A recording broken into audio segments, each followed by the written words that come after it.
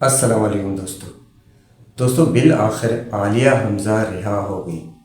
دوستو عالیہ حمزہ کی رہائی کے بعد عالیہ حمزہ اور عمران ریاض کی پہلی خصوصی ایکسکلوسیو آڈیو گفتگو۔ دوستو آئیے دیکھتے ہیں عالیہ حمزہ اور عمران ریاض کی پہلی خصوصی آڈیو گفتگو۔ دوستو آئیے دیکھتے ہیں۔ میں آج کے دن کے لیے صرف اتنا کہوں گی کہ میرے رب نے میرے پہ بہت کرم کیا ہے، میرے سونے رب نے۔ یقین مانے اٹس انبلیویبل کہ میں اپنے گھر واپس ہوں، اپنی فیملی کے ساتھ ہوں، اور بس اس رب کا شکر ہے۔ اور انشاءاللہ اس نے مجھے عزت کے ساتھ، ثابت قدمی کے ساتھ، استقامت کے ساتھ اپنے گھر واپس لے کر آیا ہے۔ اور یہ آپ سب لوگوں کی کوششیں، محنتیں، اللہ رب العزت کا کرم ہے کہ میں آج اپنے لوگوں میں واپس ہوں۔ اور انشاءاللہ تعالی بہت جلد خان صاحب بھی باہر ہوں گے، بی بی صاحبہ بھی باہر ہوں گی، اور دوبارہ سے اس نئے پاکستان کی بنیاد پڑے گی۔ اور انشاءاللہ تعالی ہمارے اور بھی جتنے لوگ ہیں، ڈاکٹر صاحبہ ہیں، اعجاز چودھری صاحب ہیں، اور عمر چیمہ صاحب ہیں، شان محمود قریشی صاحب ہیں، ہمارا ایک ایک کارکن، محمود الرشید صاحب اور سارے لیڈرز، کارکن، اللہ میاں ان سب کو باعزت طور پر لے کر آئے گا۔ اور انشاءاللہ تعالی آپ سب کی دعائیں، آپ سب کی محنت، آپ سب کی آواز رنگ لے کر آئے گی۔ آپ نے بڑی قربانی دی ہے اس دفعہ، پنجاب نے بڑی لڑائی لڑی ہے اس دفعہ، اور بادشاہ خان نے کہا تھا کہ اسٹیبلشمنٹ کے خلاف آخری آواز پنجاب سے اٹھے گی۔ تو پنجاب نے بڑا مقابلہ کیا ہے، یہ بات ٹھیک ہے، لیکن انہوں نے مجھے کہا تھا کہ بیٹا یہ صدیوں کی بھوک ہے، یہ سالوں میں ختم نہیں ہوگی۔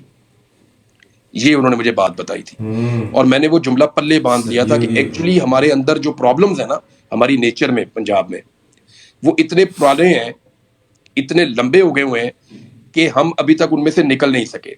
دیکھیں نا، جب بنگلہ دیش کے اندر پاکستان بننے سے پہلے بنگلہ دیش نے ساری سیٹیں جتوائی تھیں مسلم لیگ کو، جبکہ یہاں پہ ہمارے مغربی پاکستان میں جو آج پاکستان ہے، یہاں پہ بہت سارے لوگ انگریزوں کے ٹاؤٹ تھے اس وقت، اور وہ انگریزوں کی پٹھو گیری کر رہے تھے، اور ان میں سے آج بہت سارے خاندان سیاست کر رہے ہیں پاکستان میں اور اسمبلی کے اندر موجود ہیں۔ تو آپ غور کیجئے نا، ہمارے یہاں پہ غداری کا اور نا اتفاقی کا، ایک قومی سوچ کا فقدان اس وقت بھی یہاں پہ تھا، اور بنگالی اس وقت بھی تگڑے تھے۔ 71 میں جس طرح انہوں نے ایک دم ریئیکٹ کیا، وہ چیزیں بھی آپ کے سامنے، اور آج جو انہوں نے ریئیکٹ کیا، ایکچولی ان کے خمیر میں، ان کے اندر یہ پرابلم ہے کہ وہ اسٹیبلشمنٹ اور سیاستدانوں کا گٹھ جوڑ برداشت ہی نہیں کرتے۔ اس دور کی اسٹیبلشمنٹ تھی انگریز، اور وہ انگریزوں کے ساتھ اپنے سیاستدانوں کا، جو سیاستدان انگریز کے ساتھ کھڑا ہوا، انہوں نے اس دور میں شکست دی انہیں، پاکستان بننے سے پہلے۔ پاکستان بننے کے بعد بھی انہوں نے جہاں بھی اسٹیبلشمنٹ کا سیاستدانوں کے ساتھ گٹھ جوڑ ہوا، بھٹو کو انہوں نے شکست دی، اور آج پھر حسینہ واجد کا اسٹیبلشمنٹ کے ساتھ گٹھ جوڑ ہوا، حالانکہ یہ اسی آدمی کی بیٹی ہے جو ان کا ہیرو ہے، ان کا قائد اعظم ہے، وہ بانی ہے ان کے ملک کی، لیکن انہوں نے کہا نہیں، یہ ان کے خمیر کے اندر ہے کہ وہ ویری ہیں، بنگلہ دیشی جو ہیں، وہ اسٹیبلشمنٹ اور سیاستدانوں کے گٹھ جوڑ کے۔ پاکستانی جو ہے وہ، ان کے بارے میں عمران خان نے بڑے مزے کی بات کی تھی، پاکستانیوں تم بڑے سست ہو، تمہیں جگانے میں بڑا ٹائم لگتا ہے۔ تو میرے خیال میں واقعی تھوڑے سست ہیں، جتنی قربانی عالیہ حمزہ نے دی ہے نا، یا جو قربانی اس وقت یاسمین راشد صاحبہ دے رہی ہیں، یا باقی جو ہماری بہنوں نے دی ہے، میں خواتین کے نام اس لیے لے رہا ہوں، ذرا ہمیں غیرت جلدی آ جاتی ہے، تو اس کا 10% بھی اگر آمادہ ہو جائے نا پاکستانی 10% قربانی دینے کے لیے، تو یہ صرف 72 گھنٹے کی گیم ہے، پاکستان ٹھیک ہو جائے گا۔ اور ایک عجیب و غریب جو ایک ویشیس قسم کا ایک سرکل پاکستان میں چل رہا ہے نا، اس وقت سرکس لگا ہوا ہے، وہ سارا اپنے انجام کو پہنچ جائے گا، اور ملک کسی صحیح سمت میں چل پڑے گا، ورنہ ہم یہی تماشا دیکھتے رہیں گے۔ اب وہ علی آ گیا نیچے، میاں علی اشفاق، پہلے تو اس کو مبارکباد دینا علی کو کہ اس نے یہ کیس لڑا تھا گجرانوالہ میں، اور کیونکہ اب علی یہاں پہ نہیں تھا تو پھر اب راجہ صاحب نے غالباً یہ کیس اب دوبارہ لڑا ہے، لیکن علی کا بڑا رول ہے اس کیس کے اندر۔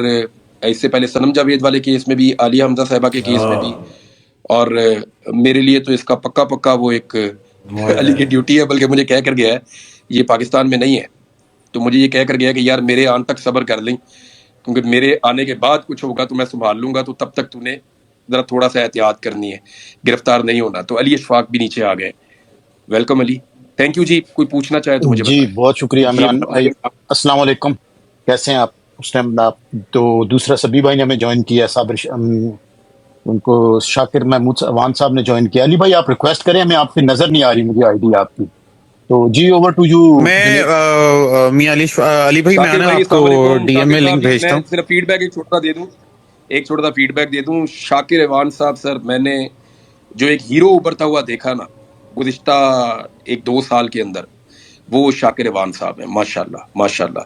اللہ تعالیٰ نظر بد سے بچائے۔ جس طرح انہوں نے کوٹ رپورٹنگ کی ہے، بہت میں آپ کو یہ بتا دیتا ہوں، دیکھیں پاکستانی جو قوم ہے نا، یہ ہمارے ریاست کو، ریاستی اداروں کو اور پی ڈی ایم کی جماعتوں کو سب کو اللہ کا شکر ادا کرنا چاہیے کہ پاکستانی قوم جو ہے وہ جمہوریت میں بہت بلیو کرتی ہے۔ بے یعنی وہ جب شک بھی یعنی پاکستان تحریک انصاف کی باری ہے نا، تو وہ بار بار کہتے ہیں ہمیں پرمیشن دیں پھر ہم احتجاج کریں گے۔ وہ قانون کو ہاتھ میں نہیں لینا چاہتے۔ پاکستانیوں نے اپنا فیصلہ 8 فروری کو اپنی ووٹ کی طاقت کے ذریعے سنایا اور پتھر پہ لکیر کر دیا انہوں نے۔ سامنے دیوار کے اوپر لکھا ہوا ہے شکست، پی ڈی ایم کے لیے بہت بڑا بڑا کر کے لکھا ہوا ہے شکست۔ انہوں نے پورے پاکستان کی ریاست کے اداروں کو شکست دے دی لوگوں نے، لیکن کتنی خاموشی سے اور کتنے پرامن طریقے سے دی ہے۔ یہ سافٹ قسم کا ایک انقلاب ہے، میرے خیال میں اس سے بہتر کچھ بھی نہیں ہو سکتا۔ لوگوں بالکل کو انسٹیگیٹ نہیں کرنا چاہیے، بے شک لوگوں کو مجبور نہیں کرنا چاہیے کہ لوگ اس رستے کی طرف جائیں جو رستہ تباہی لے کر آتا ہے، جس رستے میں کہیں خون بہہ جاتا ہے۔ دیکھیں اس سے اچھا انقلاب کون سا ہوگا جو ووٹ کے ذریعے سے آئے، لوگوں کی رائے کے ذریعے سے آئے۔ بالکل سب بالکل سے سول سوسائٹی، سب سے اچھی اور بہتر مہذب سوسائٹی تو وہی معاشرے میں ہوتی ہے نا جہاں پہ لوگ اپنی رائے قانونی طریقے سے ایک مخصوص دائرے کے اندر رہتے ہوئے اچھے انداز میں دے دیں۔ تو پاکستان یہ کر رہا ہے، پاکستانی یہ کر رہے ہیں اور بار بار کر رہے ہیں، لیکن اس سے فرق نہیں پڑ رہا۔ جب لوگوں کا بار بار استحصال کیا جاتا ہے تو پھر لوگ ایک نیا رستہ چنتے ہیں۔ بنگلہ دیش کا ٹیمپرامنٹ کسی اور طرح کا ہے، سری لنکا کا کسی اور طرح کا ہے، پاکستانیوں کا بہت اچھا ہے، لیکن یاد رکھیے کہ پاکستان کے حالات جو ہیں وہ بنگلہ دیش اور سری لنکا کی نسبت زیادہ خراب ہیں۔ ابھی میں علی کا ٹویٹ دیکھ رہا تھا، کیونکہ سب سے پہلے میں نے علی کا ٹویٹ دیکھا تھا جب یہ بنگلہ دیش کی سچویشن ہوئی۔ میں ٹریول کر رہا تھا، گوئنگ ٹورڈز جلسہ، میں وہ سوابی جا رہا تھا، تو میں ادھر جا رہا تھا تو مجھے علی کا ٹویٹ میں نے دیکھا، تو علی نے یہ کہا تھا کہ یہ پاکستان کے اوپر اس کے اثرات ہوں گے، اور یہ بات میں بالکل صحیح سمجھتا ہوں، کیونکہ متحدہ طلبہ محاذ نام کی ایک چیز کا میں نام سن رہا ہوں، اس میں مختلف سیاسی جماعتوں سے تعلق رکھنے والے طلبہ اب ویڈیو سٹیٹمنٹس جاری کر رہے ہیں، اور اگر یہ چیز بڑھتی جاتی ہے تو یاد رکھیے گا کہ طلبہ کو منظم ہونے میں اور کسی ایک نتیجے پر پہنچنے میں زیادہ ٹائم نہیں لگے گا، وہ بہت تیزی سے آگے بڑھ جائیں گے۔ ریاست کو یہ چاہیے کہ وہ انصاف کرے، ایمانداری کے ساتھ لوگوں کا حق ان کو دے، لیکن لوگ کچھ ایسی چیز نہیں مانگ رہے جو غیر قانونی ہے یا غیر آئینی ہے۔ لوگ اپنا حق مانگ رہے ہیں اور وہ کانسٹیٹیوشنل ہے، قانونی ہے، ان کا حق انہیں دے۔ تو دوستو یہ تھی عالیہ حمزہ اور عمران ریاض خان کی آڈیو گفتگو دوستو، مگر عالیہ حمزہ تو کچھ منٹ بولی، میں تو انتظار ہی کرتا رہا کہ عالیہ حمزہ بھی کچھ بولیں گی، مگر خیر اچھا لگا عالیہ حمزہ اور عمران ریاض کی گفتگو سن کر اچھا لگا دوستو۔ ایک اور نئی ریئیکشن ویڈیو کے ساتھ انشاءاللہ دوبارہ حاضر ہوں گے، جب تک کے لیے اجازت دیجیے، اللہ حافظ۔